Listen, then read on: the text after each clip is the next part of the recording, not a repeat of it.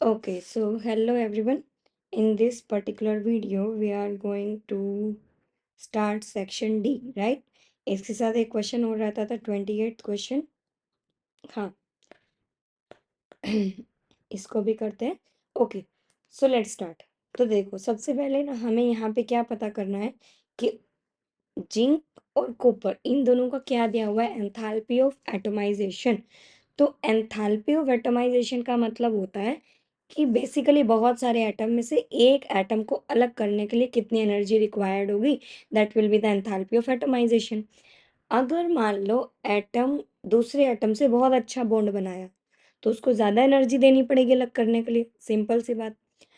अब बहुत अच्छा बॉन्ड कब बनता है, जब जितने ज़्यादा नंबर ऑफ अनपेयर्ड इलेक्ट्रॉन होते हैं किसी एटम के पास, जैसे मैंगनीज, क्रोमियम बहुत अच्छा है आपके पास, क्रोमियम तो अनपेड इलेक्ट्रॉन बहुत ज़्यादा है। अब उसके बाद बॉन्डिंग अच्छा होगा तो एंथैल्पी ऑफ एटमाइजेशन भी ज़्यादा होगा। लेकिन यहाँ पे पर्टिकुलरली जिंक और कॉपर की बात किया है, दैट मीन्स कि जिंक और कॉपर में से किसका ज़्यादा होगा किसका कम होगा। तो देखो, जिंक तो वैसे भी फुल्ली फिल्ड है, दूसरे आइटम के साथ बॉन्ड अच्छे से नहीं बनाएगा। अगर नहीं बनाएगा तो इसका कम होगा, तो इसका 130 होना चाहिए, कॉपर का इतना होना चाहिए। एग्जैक्ट अमाउंट आपको किसी का भी नंबर याद नहीं रखना है, जस्ट कंपेयर करना है कि ज़्यादा कम किसका है, right. Okay, next question is, out of sulphuric acid, hydrochloric acid, which acid will you prefer पर मैग्नेट टाइट्रेशन। हाँ, तो पर मैग्नेट टाइट्रेशन में डेफिनेटली सल्फ्यूरिक एसिड को यूज़ करते हैं।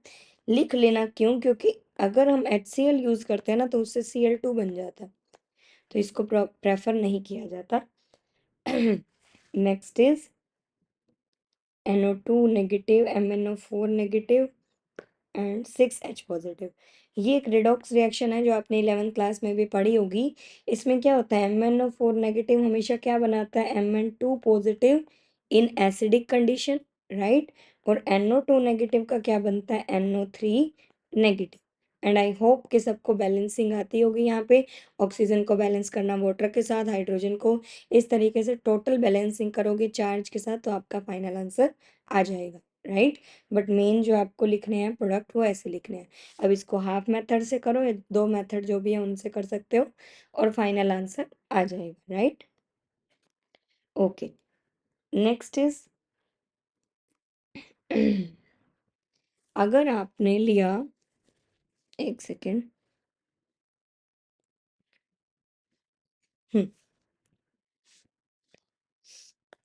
ये एक पूरा केस स्टडी है। अगर ये ऊपर वाला क्वेश्चन आपसे नहीं होता है तो इसको किस तरीके से करते हैं, जस्ट बैलेंसिंग ही करना है आपको, यहाँ पे कुछ नहीं है। 6 जैसे H पॉजिटिव यहाँ पे 6 है, तो आपको हाइड्रोजन को बैलेंस करना है, तो कैसे करोगे, सबसे पहले Mn देखो 2 है, यहाँ पे भी 2 लिखोगे, ठीक है। हाइड्रोजन 3 है तो वाटर से कैसे बैलेंस करोगे, H2O लिखेंगे 3, 6 हाइड्रोजन की वजह से। फिर ऑक्सीजन देखो कितने हैं, यहाँ पे है टोटल 3, यहाँ पे है 3, 3 एंड 3 6, और यहाँ पे देखो कितने हैं, 5 2 जा 10, और यहाँ पे 4 2 जा 8, तो टोटल हो गए कितने, 18। अगर 18 यहाँ पे आपके पास टोटल ऑक्सीजन है तो दूसरी साइड ऑक्सीजन बैलेंस करने के लिए आप क्या करोगे, सबसे पहले तो NO3 को ही बैलेंस कर दो। यहाँ से 5, ये आ गया 15, प्लस में 3, हो गए 18। यही इसका फाइनल आंसर है ना। ज़्यादा कुछ तो है नहीं, सिर्फ बैलेंसिंग ही करना था। इन्होंने हाइड्रोजन आयन बैलेंस करके दिया ही हुआ है, हमें वाटर लिखना था यहाँ पे और बैलेंस हो जाता, राइट। चलो, नेक्स्ट क्वेश्चन देखो। ये केस स्टडी बेस्ड क्वेश्चन है, लेकिन पहले हम डायरेक्ट जाते हैं क्वेश्चन पे, क्या पता हमें पूरा पैराग्राफ पढ़ना ही ना पड़े, है ना। Okay, it is it possible to identify whether the given solution is 1 molar NaOH और 1 molar HCl using the conductivity meter. नहीं, कंडक्टिविटी मीटर को यूज करके देखो, ये टेबल अगर हम देखें ध्यान से तो यहाँ पे बोल रहा है red light very bright, green light medium, तो कंडक्टिविटी बहुत ज़्यादा। तो कंडक्टिविटी ज़्यादा का एक ही ग्राफ आ रहा है। अब ये नहीं बोल रहा कि कोई अच्छा एसिड की वजह से कंडक्टेंस है या अच्छा बेस की वजह से कंडक्टेंस है। देखो, ये जो कंडक्टिविटी का ग्राफ आ रहा है वो ये बता रहा है कि लो है तो ये साइंस आएंगे, कंडक्टिविटी लो है तो ये वाले आएंगे, मीडियम है तो ये आएंगे, कंडक्टिविटी हाई है तो ये आएंगे। क्या इसमें ये बता सकते हो कि कंडक्टिविटी हाई एसिड की वजह से या बेस की वजह से? नहीं ना। तो मीन्स तो हम आइडेंटिफाई नहीं कर सकते, no it is not possible to identify the given solution is base और एसिड। अब देखो कितना स्ट्रॉन्ग बेस है NaOH और कितना स्ट्रॉन्ग बेस है HCl, दोनों की कंडक्टिविटी हाई आएगी, है ना। तो हम ये नहीं बता सकते कि बेस की वजह से है एसिड की वजह से है।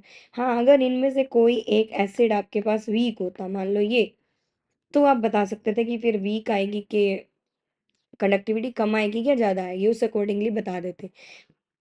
बट यहाँ पे जो दोनों बेस लिया है और एसिड लिया है, NaOH भी बहुत अच्छा बेस है, HCl भी बहुत अच्छा एसिड है, तो दोनों की कंडक्टिविटी ज़्यादा आएगी, राइट।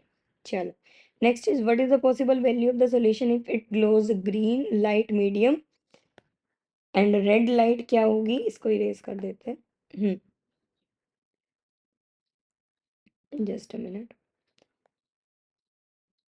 हाँ, तो ग्रीन लाइट तो बोल रहा है ये क्या होनी चाहिए, मीडियम होनी चाहिए।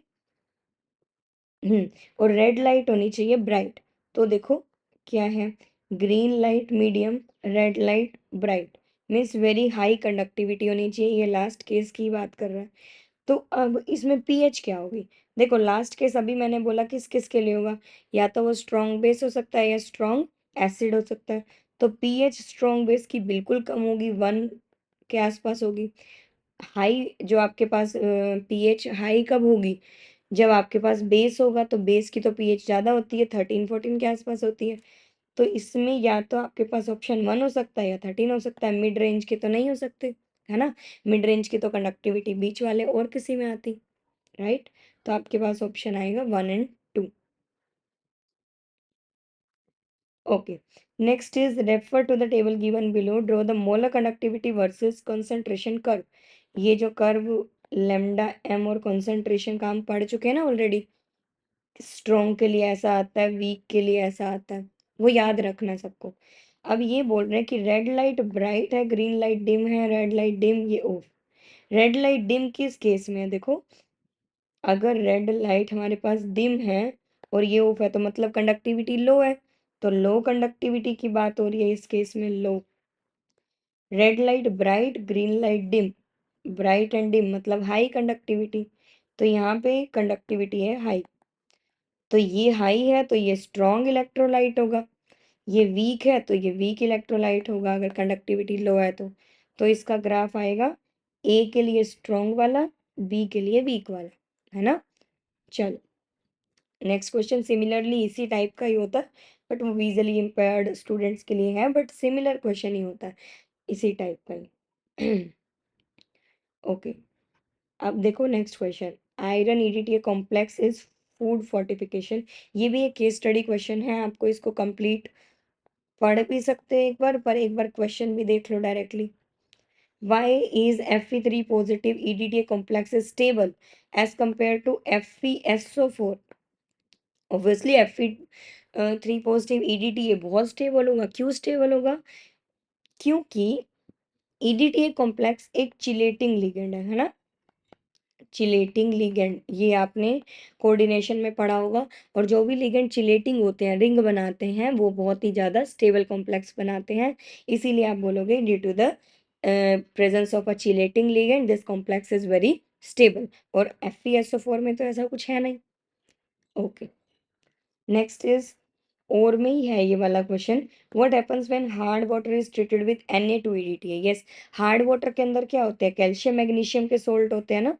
तो हार्ड वाटर का डिटेक्शन EDTA के साथ ही करते हैं, ठीक है। तो होता क्या है उसमें, हार्ड वाटर का EDTA के साथ मतलब कैल्शियम और मैग्नीशियम का EDTA के साथ बहुत अच्छा कॉम्प्लेक्स बन जाता है, और हम जितने अकॉर्डिंगली कॉम्प्लेक्स बना उस हिसाब से बता सकते हैं कि कितनी हार्डनेस थी किसी पानी की, है ना। क्योंकि EDTA के साथ जो Na था, उससे अच्छा बॉन्ड कैल्शियम और मैग्नीशियम का बन रहा है EDTA के साथ, तो वो बाहर निकल जाता है, right. Next is you are a doctor working in this particular area. Will you recommend the iron fortified food to your patients? Support your answer with the reference from the passage. एक बार थोड़ा सा passage पढ़ना पड़ेगा, but ये बोल रहा है कि आयरन फोर्टिफाइड फूड आप पेशेंट को दोगे या नहीं दोगे। ठीक है? तो देखो आयरन फोर्टिफाइड फूड वैसे तो बेनिफिशियल होता है क्योंकि उसमें आयरन आप दिया जाता है जिनको भी एनीमिया होता है उनको आयरन फोर्टिफिकेशन मतलब हाँ इतना एमजी आयरन रिक्वायर्ड है। लेकिन ऐसा नहीं है कि आप हर एक को ही देंगे जो भी पर्टिकुलर उसके एनीमिक पेशेंट होते हैं उनको ही आयरन फोर्टिफाइड जो है फूड प्रोवाइड किया जा सकता है ताकि उसमें न्यूट्रिशन वैल्यू बढ़े फूड का। राइट। अच्छा, right the structure of EDTA. EDTA का स्ट्रक्चर तो लिख सकते हो, देखो इसमें इसी में ही बना के भी दे ही दिया इन्होंने वैसे भी। लेकिन आपको याद रखना है क्या, ईडीटीए क्या होता है, इथाइलिन डायअमीन टेट्रा एसीटेट। याद रखना ये हेक्साडेंटेट होता है, मतलब इसका डेंटिसिटी 6 है, मेटल से 6 जगह से जुड़ा होता है। कैसे, देखो इथाइलिन मतलब 2 कार्बन, डाई अमीन मतलब 2 अमीन, एक नाइट्रोजन इधर एक नाइट्रोजन इधर, टेट्रा मतलब 4 एसीटेट ग्रुप लगे हैं। अब नाइट्रोजन के टोटल 3 बॉन्ड पूरे करने हैं तो हमने यहाँ पे एसीटेट ग्रुप लगा देंगे। ठीक है, कैसे लगाओगे, जैसे यहाँ पे हमें टोटल एसीटेट ग्रुप ऐड करने हैं तो हम यहाँ पे CH2CO नेगेटिव एसिटिक एसिड का लगा सकते हैं ग्रुप। ऐसे ही यहाँ पे CH2COO नेगेटिव लगा सकते हैं, यहाँ पे भी CH2COO नेगेटिव लगा सकते हैं। एसिटिक एसिड होता है ना CH3COOH, तो CH2 क्यों लिखा, क्योंकि ऑलरेडी एक नाइट्रोजन के साथ बॉन्ड है, OO नेगेटिव। और ये कार्बन की वैलेंसी पूरी कर दो, CH2 ये होता है आपके पास EDTA। इजी है ना, इथाइलिन फिर डायमीन फिर टेट्रा एसीटेट। राइट। अब इसके पास हेक्साडेंटेट 6 की डेंटिसिटी कैसी है, देखो एक तो ये रहे लोन पेयर, एक ये रहे, राइट, 1 2 3 4 5 6, 6 साइड है इसको मेटल को देने के लिए और ये पूरी रिंग बना लेता है जिससे क्या होता है, हेक्साडेंटेट का काम करता है। राइट। ओके, तो ये हो गया ईडीटीए का। नेक्स्ट ये भी विजुअली चैलेंज कैंडिडेट्स के लिए है बट ऑलमोस्ट सिमिलर सा ही पैसेज होता है, सिमिलर ही क्वेश्चन होते हैं। देखो जैसे यहाँ पे पूछ लिया what is the density of a ligand in this, density कितनी होगी, 6 होगी, वही क्वेश्चंस होते हैं। ईडीटीए इज इलेक्ट्रॉन एक्सेप्टर और डोनर, ऑब्वियसली इलेक्ट्रॉन डोनर होता है ना, इतने सारे लोन पेयर्स हैं तो इलेक्ट्रॉन डोनर होगा। ठीक है, ये वही है कि आयरन का फोर्टिफाइड फूड देंगे या नहीं देंगे, ये वही है हार्ड वाटर को ट्रीट किया जो हमने वहीं पे ही बात किया, वही सेम। ये वही है कि क्यों स्टेबल होता है, एक ही बात है, अभी वही क्वेश्चंस किया है ना। Okay, so the next question is from organic. देखो यहाँ पे बोला right the structure of the expected product of Cannizzaro reaction, कराया ना एक वीडियो में कैनी ज़ेरो, कहीं नहीं जा रहा। हम स्टार्टिंग में एल्डिहाइड लेते हैं, ऊपर का एसिड भी बना देते हैं, नीचे का एल्कोहल भी, बट एसिड का क्या बनाते हैं, सोल्ट ऑफ 2 क्लोरोबेंजल्डिहाइड। देखो 2 क्लोरोबेंजल्डिहाइड, ये हमारे पास बेंजीन है, इसने बोला बेंजल्डिहाइड ये, और 2 पे क्या लगा हुआ है, क्लोरो, इसका बनाना है। कोई फर्क नहीं पड़ता, वैसे ही बनेगा जैसे पहले बन रहा था। कैसे, देखो एल्डिहाइड के पास जो अल्फा कार्बन है उसके पास हाइड्रोजन तो अभी भी नहीं है, तो जैसे ही इसमें डालेंगे कॉन्सेंट्रेटेड KOH, कॉन्सेंट्रेटेड ही डालेंगे ना, डाइल्यूट से तो होगा नहीं। तो क्या प्रोडक्ट्स बनेंगे, मैं यहाँ पे लिख रही हूँ। एक तो आपके पास बनेगा, एल्डिहाइड से ऊपर जाएंगे तो COOH नहीं आएगा, क्या आएगा, के, NaOH यूज करती तो Na आता। ठीक है, ये सोल्ट बन गया। प्लस एक और क्या बनेगा इसका, नीचे आओगे तो एल डी सॉरी एल्कोहल, तो क्या होगा CH2OH, है ना, और यहाँ पे Cl और Cl, ये तो रहेगा ही। ठीक है, ओके, तो यहाँ पे मैंने क्या लिखा था, CH2OH एल्कोहल। क्लियर है सभी को, कोई इसमें ज़्यादा मुश्किल बात नहीं है, कैनिज़रो रिएक्शन था, आपको प्रोडक्ट लिखने थे, सेम रहेगा, सिंपली वहाँ पे बस एक सॉल्ट बन जाएगा और एक एल्कोहल बन जाएगा। Next question, how would you how would the presence of SO3 group affect the basic strength of aniline. देखो एनिलीन क्या होता है, ये होता है एनिलीन, बेंजीन, उसके ऊपर है NH2 एनिलीन, है ना। अगर मैं इसमें कोई SO3H ग्रुप लगा दूं कहीं पे, तो क्या काम करेगा ये, इसका बेसिसिटी को अफेक्ट करेगा कि नहीं करेगा? तो देखो, बेसिसिटी को ना ऑब्वियसली अफेक्ट करेगा, क्योंकि SO3H ग्रुप जो आपके पास होता है वो एक इलेक्ट्रॉन विड्रॉइंग ग्रुप है। ये इलेक्ट्रॉन को अपने पास खींच लेगा।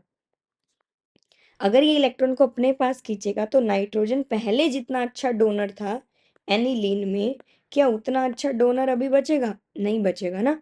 तो इसका यहाँ पे बहुत अच्छा बेसिसिटी था, ये इलेक्ट्रॉन को दे पा रहा था। लेकिन अभी क्या हो गया, बेसिसिटी कम हो गया। क्यों कम हो गया? क्योंकि यहाँ पे इलेक्ट्रॉन विड्रॉइंग ग्रुप लगा दिया एक। ठीक है, तो बेसिसिटी डिक्रीजेस। नेक्स्ट क्वेश्चन, ये नोट डाउन कर लेना, मैं इरेज कर रही हूँ, right. Hmm next question is convert acetic acid to ethane amine. Acetic acid क्या होता है? CH3COOH। मैं एक नेक्स्ट अलग से वीडियो डालूंगी जिसमें सारी कन्वर्जन एक साथ करेंगे अभी, ठीक है। कल मॉर्निंग में आपको सारी कन्वर्जन्स एक साथ एक ही वीडियो में मिलेंगी, जिसमें समझ में आएगा कि कन्वर्जन्स का किस तरीके से अप्रोच करना है कन्वर्जन्स के क्वेश्चन को, right. Acetic acid to ethane Amin. Ethanamine मतलब दो कार्बन है और अमीन है NH2, CH3CH2NH2। अब देखो यहाँ पे हुआ क्या है, ओवरऑल देखो, overall number of carbon change नहीं हुए हैं, नंबर ऑफ कार्बन अब भी दो हैं, अब भी दो हैं, राइट। अगर नंबर ऑफ कार्बन हमारे पास चेंज नहीं हुए हैं तो क्या हम यहाँ पे CN या इसको एल्डिहाइड में कन्वर्ट करके ग्रिग्नार्ड रिएजेंट डाल सकते हैं? नहीं डाल सकते, है ना। अगर नहीं डाल सकते हम ग्रिग्नार्ड रिएजेंट तो हमें इन्हीं कार्बन से ही कुछ करना पड़ेगा। तो कभी कभी क्या होता है, रिएक्टेंट से प्रोडक्ट बनाने के बजाय प्रोडक्ट से रिएक्टेंट को ट्राई करो कि किस रिएक्टेंट से ये प्रोडक्ट बन सकता है। देखो, अगर मान लो ये किससे बनेगा, अगर मान लो मेरे पास यहाँ पे कोई ऐसा ग्रुप हो CH3CH2Cl। Cl को तो बहुत अच्छे से अमोनिया जो है डाल के हटाया जा सकता है ना। Cl, क्लोरीन, ब्रोमीन, ये ग्रुप ही ऐसे होता है कि इनमें कुछ भी डाल के बहुत जल्दी इनको निकाला जा सकता है, बिकॉज ये बहुत अच्छे लिविंग ग्रुप होते हैं। ठीक है, तो कहीं से भी अगर ये बन जाए तो हमारा काम हो जाएगा। अब ये कैसे बन सकता है, आप सबको पता है कि अगर मान लो CH3CH2OH हो तो ये बन सकता है। कैसे? मैं यहाँ पे मैंने एक रिएक्शन कराया था ना SOCl2 वाला, कराया था ना, कि बहुत अच्छा एजेंट होता है, OH को हटा के Cl ले आता है। या फिर आप यहाँ यहाँ पे वो भी डाल सकते हो, नाइट्रस ZnCl2, या फिर PCl5 भी डाल सकते हो रेड फॉस्फोरस की प्रेजेंस में। जितने भी हेलो एल्केन्स में पढ़ाए थे आपको OH को हटा के Cl लाने के लिए, वो कोई भी डाल सकते हो। उनमें से सबसे अच्छा SOCl2 था, तो वही डाल देते हैं, है ना। OH की जगह क्या आ जाएगा? Cl। अभी OH कैसे बनाओगे? अब देखो, एसिड एल्कोहल बना सकते हैं भाई बहुत इजीली। एसिड से अल्कोहल कैसे बनाओगे? वही वाली चार्ट को माइंड में रखना, कन्वर्जन में वो चार्ट बहुत काम आएगा। क्या था उसमें? नीचे था हमारे पास अल्कोहल, ऊपर था एल्डिहाइड, ऊपर था एसिड, है ना। तो अब मुझे एसिड से अल्कोहल जाना है ना, एसिड से अल्कोहल जाना है। कैसे जाएंगे? एसिड से अल्कोहल डायरेक्ट नीचे आना है, तो क्या करनी पड़ेगी? रिडक्शन। वो भी एक स्ट्रॉन्ग रिड्यूसिंग एजेंट डालना पड़ेगा, LiAlH4। NaBH4 काम नहीं आएगा यहाँ पे, है ना। तो यहाँ पे अगर हम डाल दें LiAlH4 तो ये बन सकता है। अब देखो बन गया आपका प्रोडक्ट। कभी कभी क्या होता है, बैक से स्टार्ट करना पड़ता है रिएक्शन को, ठीक है। ओके, नेक्स्ट क्वेश्चन इज, ये हो जाएगा। हम्म अब ये वाला चार्ट याद रखना, हर एक में काम आएगा, हर एक में। Next question is, give a chemical, sorry इससे पहले एक है, right the steps to prepare benzoic acid from benzoyl chloride. Benzoyl chloride, ये आपके पास है benzoyl chloride, C double bond O Cl, दिख रहा है। बेंजोइल क्लोराइड इसको बोलते हैं। अगर ये बेंजाइल क्लोराइड होता तो कैसा होता? ये होता CH2Cl, बेंजाइल क्लोराइड, है ना। ये है बेंजोइल, याद रखना ये वाली बातें काम आएंगी एग्जाम में। बेंजोइल क्लोराइड, इससे किस में कन्वर्ट करना है आपको? Benzoic acid, C double bond OOH, acid बनाना है। अब देखो, एसिड बनाने के लिए बेंजोइल क्लोराइड देखते ही ना रोजनमंड रिएक्शन याद आनी चाहिए। इसकी एक बहुत फेमस रिएक्शन है जिसमें ये रिडक्शन करके इसको बना देता है इस फॉर्म में, C double bond O H aldehyde बना देता है। रोजनमंड रिडक्शन होती है, पैलेडियम BaSO4 काम आता है यहाँ पे, BaSO4, उसकी प्रेजेंस में रिएक्शन हो जाती है। मैंने लिखा यहाँ पे पैलेडियम BaSO4, एक रोजनमंड रिडक्शन होती है। याद रखना नेम रिएक्शन है, नेम रिएक्शन है तो एग्जाम में अलग से भी पूछी जा सकती है। रोजनमंड इस टाइप से, ठीक है। तो ये वाली रिएक्शन में रिडक्शन हो जाती है इसकी, Cl घट के उसकी जगह पे H आ जाता है, एल्डिहाइड बन जाता है।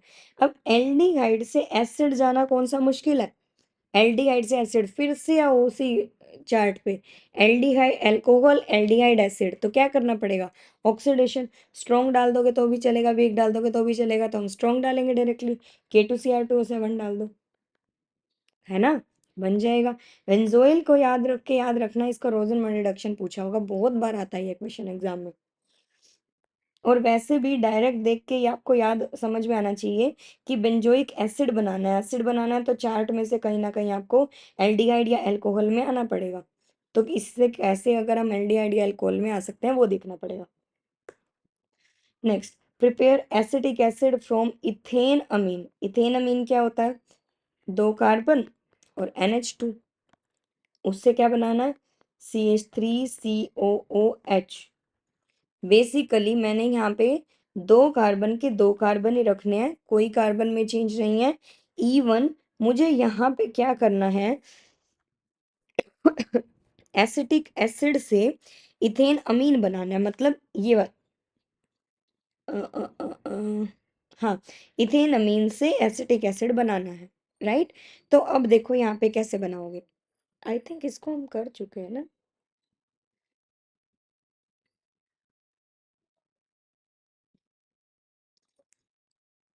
हम्म, हम्म, हम्म। हमने किया था एसिटिक एसिड से इथेन अमीन, अभी इन्होंने बोला प्रिपेयर, हाँ वही तो, अरे हम्म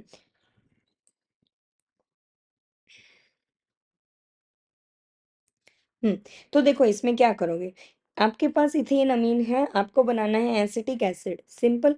अब देखो क्या करोगे, यहाँ पे आपके पास इसकी रिडक्शन कर दो, इथेन अमीन की।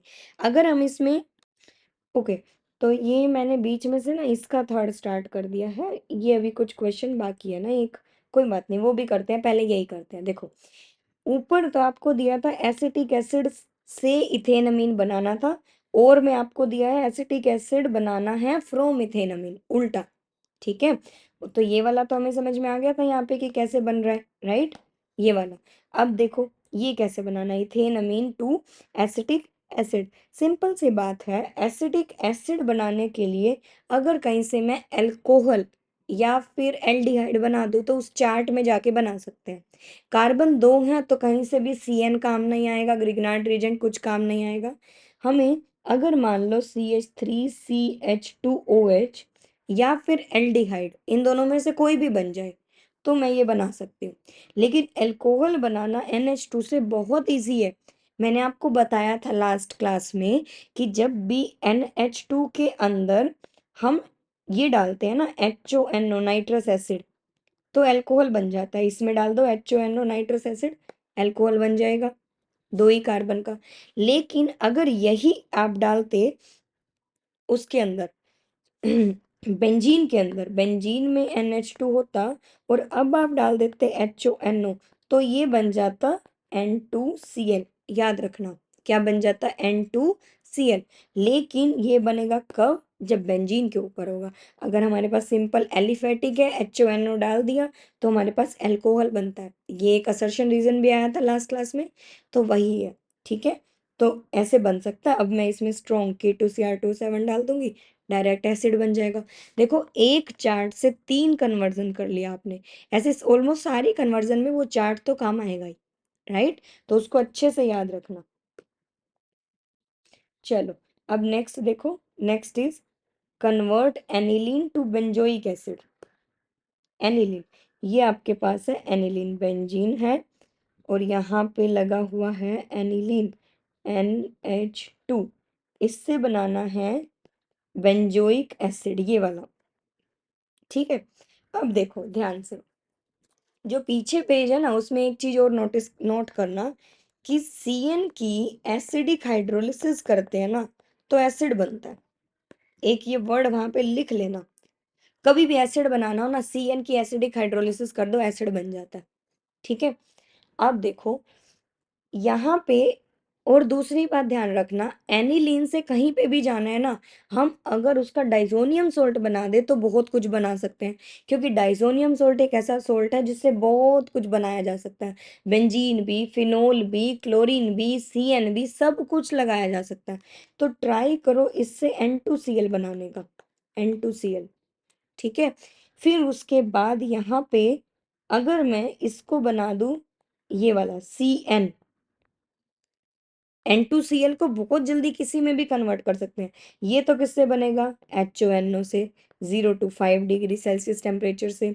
ये नेक्स्ट वाला ये किससे बनेगा, ऑब्वियसली इसमें आपने KCN डाल दिया, N2 गैस बाहर, KCl बाहर, और CN ऊपर आ गया। CN की एसिडिक हाइड्रोलिसिस कर दो, वाटर H पॉजिटिव, तो आपका ये प्रोडक्ट बन जाएगा। ठीक है। चलो नेक्स्ट, एक अब मेरे को वीडियो दो डालनी है, कौन कौन सी, एक तो नहीं, मैं कन्वर्जन्स में ही एक साथ मर्ज करके बताऊंगी उसको। जब हम कन्वर्जन्स करेंगे ना, कल एक मैं वीडियो दूंगी सुबह आपको फास्ट रिवीजन के लिए कन्वर्जन्स की, जिसमें आपको एक तो ये याद रखना है चार्ट, दूसरा ये जो मैं अलग अलग बातें बता रही हूँ ना, ये वाली कि सीएन की एसिडिक हाइड्रोलिसिस से ये बनता है, नंबर ऑफ कार्बन बढ़ाने हो एक तो सीएन यूज करते हैं, ग्रिग्नार्ड रिएजेंट यूज करते हैं अगर नंबर ऑफ कार्बन बढ़ाने हो, बट वो एल्डिहाइड पे काम करता है। इस तरीके के आपको रिएक्शंस याद होने चाहिए। फिर वहां पे उन सब कॉन्सेप्ट्स को अप्लाई करके हम क्वेश्चन करेंगे। फिर एक चार्ट और पढ़ेंगे जिसमें N2Cl से क्या क्या बना सकते हैं, अभी मैंने बात किया कि इससे बहुत कुछ बना सकते हैं, तो क्या क्या बना सकते हैं सब उसमें एक साथ पढ़ेंगे। राइट। कि इसमें एक सैंडमेयर रिएक्शन, गेटरमैन रिएक्शन, वो दोनों इंपॉर्टेंट है, वो भी करेंगे। ठीक है। तो ये वाली एक कन्वर्जन्स वीडियो की मैं ट्राई करूंगी कल मॉर्निंग में ही देने का, जिसमें सारी कन्वर्जन्स कोई भी आप कर सकते हैं। राइट। ओके। चलो नेक्स्ट क्वेश्चन देखते हैं। ये हो गया हमारे पास। हम्म। तो ये हो चुका है, ये हो चुका है। अब give a chemical test to distinguish propanal and ethanol. देखो प्रोपेनल क्या होता है, CH3 CH2 C double bond OH, this is propanal. Al मतलब एल्डिहाइड, इथेनॉल मतलब CH3 CH2 C double bond OH, ethanol. H है ये, सिंगल H। राइट। इन दोनों में कैसे करोगे, देखो टेस्ट अभी तक कौन कौन से पढ़े हैं हमने, ल्यूकास टेस्ट, उसके बाद हिंसबर्ग टेस्ट, हिंसबर्ग टेस्ट के बाद हमने फिनोल का डाई टेस्ट पढ़ा है। इस तरीके से जो जो टेस्ट आपके पास आए एक ही पेज पे एक साथ नोट करना। ठीक है। ओके। अब जैसे एक ये टेस्ट है, उसको लिखना आयोडोफोम टेस्ट, आयोडोफोम टेस्ट। आयोडोफोम टेस्ट किसके लिए होता है, अब ये एल्डिहाइड और एल्डिहाइड को कैसे अलग करोगे, एक हमने पढ़ा था 2,4-DNP टेस्ट, याद है, एल्डिहाइड कीटोन दोनों देते हैं। एक हमने पढ़ा था टोलेंस टेस्ट और फेलिंग टेस्ट, एल्डिहाइड देता है कीटोन नहीं देता। ये सारे एक ही जगह पे लिखना, एग्जाम में काम आएंगे। अब देखो, अब यहाँ पे भी एल्डिहाइड है, यहाँ भी एल्डिहाइड है, अगर दोनों ही एल्डिहाइड है तो हम इसमें टोलेंस 2,4-DNP कोई नहीं लगा सकते, दोनों ही एल्डिहाइड है। तो फिर एक ही चीज बचती है आयोडोफॉर्म। वो क्या होता है कि अगर जो भी फंक्शनल ग्रुप है उसके साथ वाले कार्बन पे 3 हाइड्रोजन है तो वो आयोडोफॉर्म टेस्ट दे देगा। कोई भी, सिर्फ एल्डिहाइड नहीं, कोई भी, एसिटिक एसिड के भी साथ, अल्कोहल वाले के भी साथ, किसी के भी साथ, अगर अल्फा कार्बन पे 3 हाइड्रोजन है तो वो आयोडोफॉर्म टेस्ट दे देगा। सिंपल सी बात। तो इसमें मैं अगर आयोडोफॉर्म टेस्ट डालूंगी NaOH की प्रेजेंस में, NaOH, तो यहाँ पे येलो पीपीटी बनेंगे, यहाँ पे येलो पीपीटी नहीं बनेंगे, याद रहेगा। चलो अब देखो इसका सेकंड और फर्स्ट पार्ट भी कर लेते हैं। Hmm. Second and first part, second part में क्या है हमारे पास, how would you, how would the presence of SO3H group affect the acidity of benzoic acid. ऊपर पूछ रहे थे एनिलीन की बेसिसिटी, अभी बोल रहे हैं एसिटिक एसिड, ये हमारे पास इस टाइप से बेंजोइक एसिड, इस पे अगर आपने SO3H लगा दिया तो अब क्या होगा? देखो SO3H है तो वही लेने वाला ग्रुप ही, लेकिन अगर हम एनिलीन की बात कर रहे थे NH2, तो उसकी बेसिसिटी की बात कर रहे थे SO3H कि ये इलेक्ट्रॉन को ले लेगा तो ये अच्छा बेस नहीं बचेगा।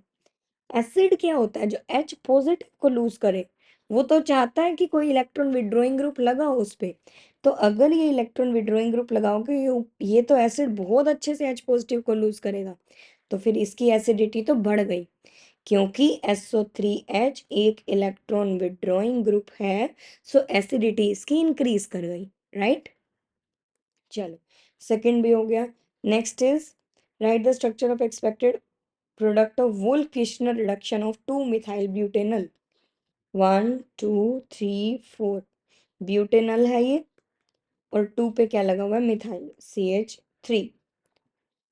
देखो, वुल्फ किर्शनर रिडक्शन में क्या होता है, जितने भी आपके पास कार्बन्स है ना, वो सारे के सारे रिड्यूस हो जाते हैं, मतलब एल्डिहाइड से सीधा ही आपके पास क्या बनता है? हाइड्रोकार्बन। तो जितने भी कार्बन है, 1 2 3 4 लाइन में थे, एक ये था, ये बन जाएगा। वुल्फ किर्शनर रिडक्शन समझ रहे हो क्या है? Directly CH3 CH2 CH2 CH3 कुछ भी नहीं बचा, सीधा सीधा हाइड्रोकार्बन। ठीक है, सीधा सीधा हाइड्रोकार्बन यहाँ पे बन गया है वुल्फ किर्शनर रिडक्शन से। ठीक है, सोडियम Hg की प्रेजेंस में होती है ये रिडक्शन। लैग कर रहा है ना वीडियो। हम्म तो इसमें ये प्रोडक्ट बनता है। ऊपर कोई रह गया था आई गेस। ऊपर हम थे, फोर्थ स्टेप कर चुके थे, बेंजोइक एसिड को बेंजोइल क्लोराइड से कन्वर्ट किया था ना रोजनमंड रिडक्शन करके, फिर रिडक्शन करके एल्डिहाइड बना था, एल्डिहाइड से एसिड बना दिया था। एक ये क्वेश्चन बचा था, give a chemical test to distinguish between propanal and propanone. ये है एल्डिहाइड, ये है कीटोन, कैसे करोगे डिस्टिंग्विश? सिंपल सा, हमारे पास इसका लॉजिक है, वो क्या है? एल्डिहाइड टोलेंस देता है, कीटोन नहीं देता। टोलेंस रिएजेंट के थ्रू इसके सिल्वर मिरर बनते हैं, सिल्वर मिरर। हम्म ठीक है, सिल्वर बनते हैं। ठीक है। चलो, next question is, I guess last 2 question बाकी हैं। हम्म ये क्वेश्चन बायोमोलिक्यूल का सिंपल को पढ़ने का है। हम पहले ट्राई करते हैं नेक्स्ट क्वेश्चन 33 थ्योरी का क्वेश्चन है, पढ़ के इजी हो जाएगा। Rate of the reaction triples when temperature changes from 28 to 318 kelvin. मतलब K1 by K2 is equal to 3। Triple का मतलब यही हुआ ना, K1 by K2 is 3, या फिर K हो गया 3। पहले जितना K1 था उसको 3 कर दिया तो वही हमारे पास K2 हो गया, है ना। समझ, K1 को 3 गुना कर दिया तो हमारे क्या K2। तो K2 बना सकते हैं, K2 by K2 इक्वल 3। ये देखो T1 इक्वल्स टू 298, नेक्स्ट T2 इक्वल्स टू 318। ठीक है।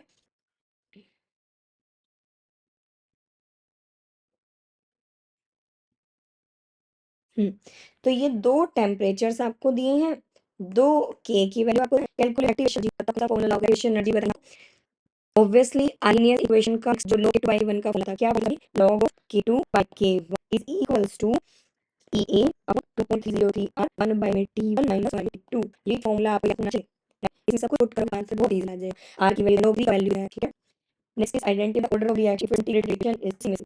तो देखो, इस ग्राफ में आपको क्या कहीं पे log नहीं दिख रहा ना, अगर log नहीं है तो सोचना कहीं ना कहीं हो सकता है ये फर्स्ट ऑर्डर ना हो।